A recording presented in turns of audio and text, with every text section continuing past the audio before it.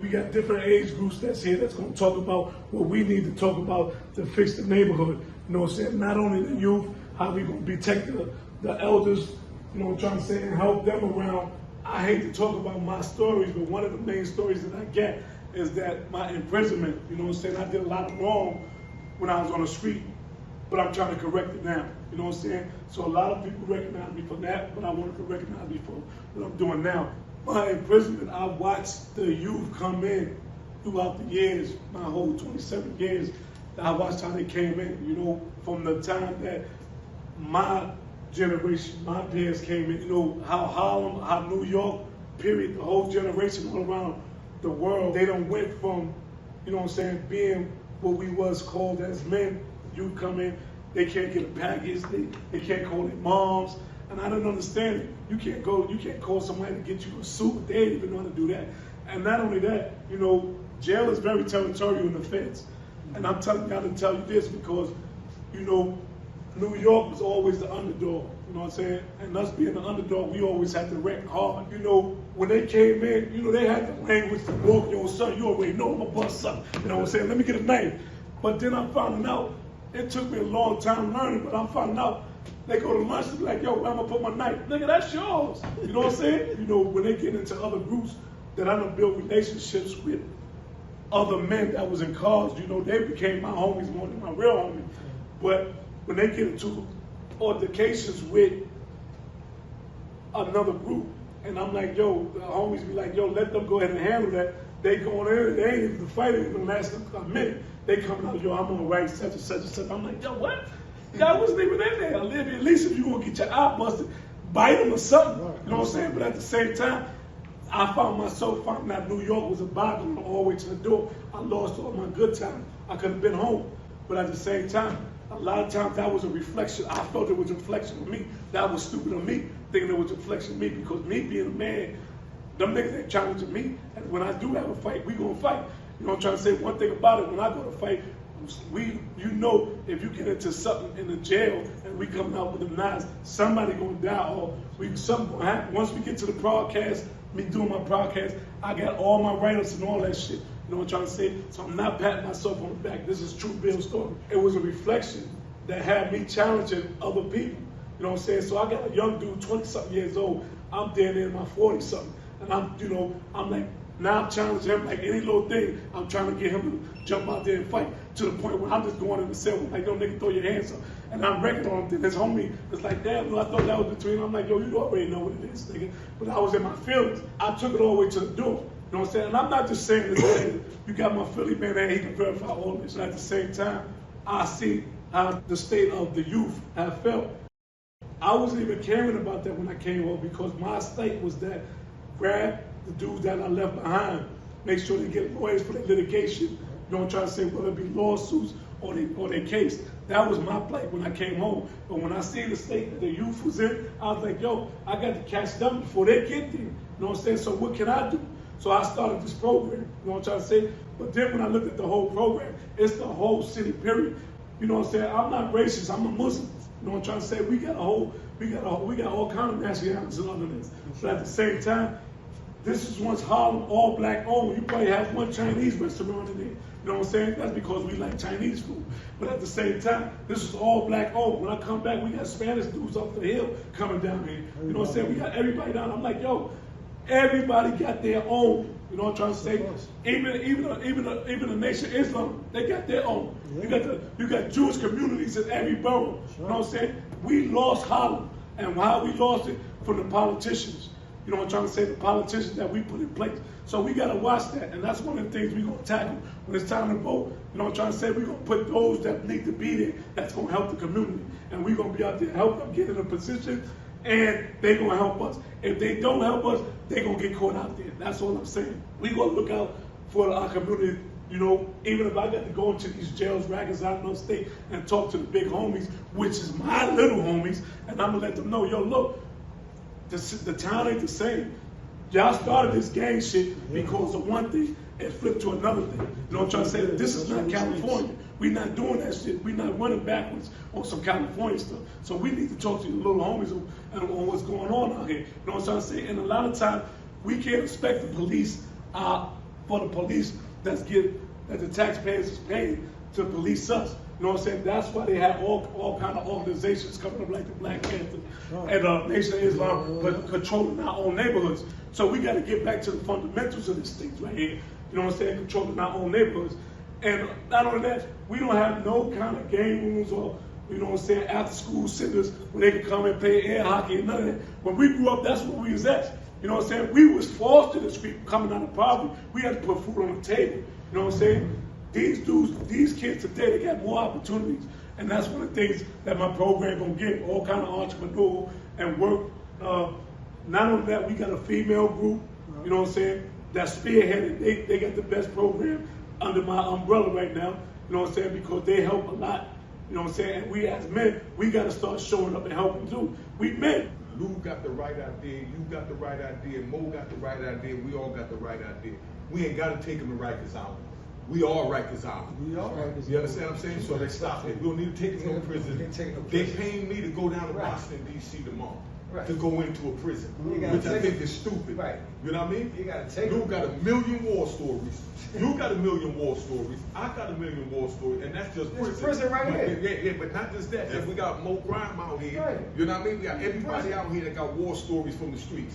You understand what I'm saying? I didn't get 105,000 people listen to me on YouTube for nothing. You understand what I'm saying? That's what all of y'all are missing. You know what I mean? I come home, I see what's going on. You understand?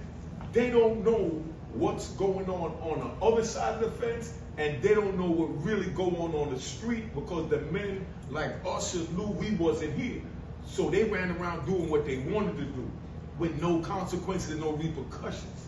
You know what I mean? But when you get in prison where it's a tighter environment, now you can see who's doing what and discipline who need to be disciplined. There you go. When I grew up as a Jamaican, you violate, nigga shoot you in your leg. And he love you. But he gonna shoot you in your leg because, you know, he could have killed you to let you know you violated. Depends how serious the violation was. So what I'm saying is, that's why I do my channel. I'm up there by myself, telling stories every day, and my man right there on YouTube, and I got people coming to watch me every day. So that means I'm saying something. I got a YouTube phone right there. I can show you right now. I got over 100 calls today that I didn't answer because I'm here with the big homie. You understand what I'm saying? And I'm just listening to y'all talk about prison and trips and all that. No, we need to sit down and let them know the real. They don't know what happens when you tell. They don't know when dudes was getting decapitated for telling. They don't know when girls was getting stabbed and cut in the face for telling. They don't know none of that. So we have to tell them these stories. You understand what I'm saying? So we can't say, oh, I got stories, but I don't want to talk about it. No, if we don't talk about it, they won't know about it. We don't need to take them in prison and see. All of us here sat here with decades that we did in prison. And we had to live a certain way that we're not proud of, but we survived it, and that's what was called for in that environment, because we had wolves from every state, like Wolf said. Like Lou said, you got killers in every state. So you at Long Park, you in Victorville. Like I said, Lou went out there to Victorville, and I admire that. I tell him about that 100 times, because I get to Victorville after he get there. And this how crazy Victorville was. All this is a YouTube shit I'm giving you. You know what I mean? So y'all sitting there talking about going into prison. I get to Victorville, and they set up a whole new unit. Remember they had 4 units closed, Lou, from the last riot all the way in the back?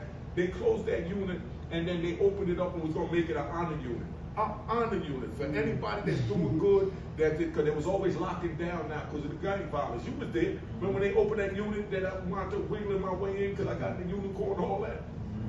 They got this unit, and when they did it, the SIS, the people that run the security guard, the SIS, they went up in there, and when they went up, when they went up in there, the first thing they did was put up 10 TVs. Please. You know what I mean? Hold up, Tiny. The first thing they did was put up 10 TVs, and then they went to all the shot callers in the jail and told them to choose a TV. They got the inmate choosing the TV where they want to sit in the prison because they know that that's the pacifier. You understand? Right. So when Lou get there, it was only a handful of New York dudes and DC dudes and East Coast dudes. When Lou went up to him and went to war and told them, nah, nigga, we need a TV. Forget all that we out here saw the Serenos and the Bloods and the Crips from the West Coast. Lou went single-handedly and went and got a TV for us. I wasn't there. When I got there, they was still talking about this. And they wasn't calling it New York TV, East Coast. They were saying Lou's TV. Was with Atlanta? Nah, this was in Victorville, all the way out in California. Lou went and took a TV because we didn't have one. So I'm telling you that when they open up a unit, you know, you done been to prison now, everybody got a TV. The blacks got a TV, the whites got a TV, the Mexican got a TV, the this got a TV. But East Coast didn't have a TV. So Lou went up there, he didn't say, I'm taking this for me. He said, I'm taking this for the East Coast because we need a TV. It might only be a few of us, but we count too, nigga, and we ready to go to war for this. And he single-handedly did that. And then after he left, of course, you know, the DC brothers tried to move in and try to make it a DC TV. You know what I mean? When that's who did it. Imagine you hear these stories, so they know you go in there, you gotta be ready to fight and die over something as simple as a TV, because it's respect. I thought a whole lot of people would have been here, right? I always send them the flyers, so if they don't come, they don't need to be here. Let me finish what I'm saying. They don't need to be here. Those that's here that need to be here. And I'm glad my man came, because I hit him, everybody out, I hit him every Friday. That's alhamdulillah. Just to check on them. If you got something you need to tell me on Friday. Look, what Lou trying to do and what OG said is right. I know Lou personally, and I know a lot of people that's intimidated by Lou because they hear the Boogeyman stories from the Lynch mob and back in the day. So now he's trying to do something positive. So what Daniel said was 100% right. Dudes don't know what his motive is, where his heart is. We know where his heart is. You know, I know when he teased me about the 500 that he really owed me. You know what I mean? That he just being Lou. But somebody else might take it the wrong way. But, oh man, you owe Lou money? You understand what I'm saying? Nah, that's Lou, man, you know? Because, you know, he's a good-hearted person, but they don't know that. But we need to come together. Tiny know a lot of people. We all know a lot of people. This is a good space. The other day we was at the thing that I don't think Lou really understood. That I'm up the hill in Washington Heights. The same way I'm loved down here, y'all don't know because it's a different world up there. I'm loved up there. When I go up there, them Dominicans run to me. You know what I mean? I'm the triple OG to Dominicans. I'm a Moreno. That's what they did. You understand? But we need to bring them down here with us and get them together because those little homies up there can't come down here. And these little homies down here on this block, they can't go up there. But I go to both, and I'm hearing both sides, and I'm asking them why you can't go up here. You know what I mean? And they don't have a reason. They don't even know what the old original beef was. They stick together way more than we do. No, exactly. But that's what Lou is doing now, is bringing us together. So all of us in here, we got the power where we know people on every block because we all from different blocks. You understand what I'm saying? And we need to bring them in here, and not just the old heads come, we bring the youngins. We right here, and you got all these little dudes down here sitting over there on the stoop. You understand what I'm saying? They need to be up here and hear us speak. And that's what I meant by tell them those war stories, because they don't know the real streets or what go on behind the prison because they haven't been there. All they know is the dudes coming out of prison with their pants sagging saying, yo, I made it, homie. Rikers Island wasn't shit. I made it, Clinton wasn't shit that more. And they were scared to death. But now they out here pushing this thing, so now the little ones under them hear that and they think, oh, I could go in there and I can survive. If he survived, you understand what I'm saying? And they take it as a joke. So that's why they need to hear our stories. We need to bring those Dominicans from down up there and let them see what Lou and us trying to put together. That's why we have to come up with a solution.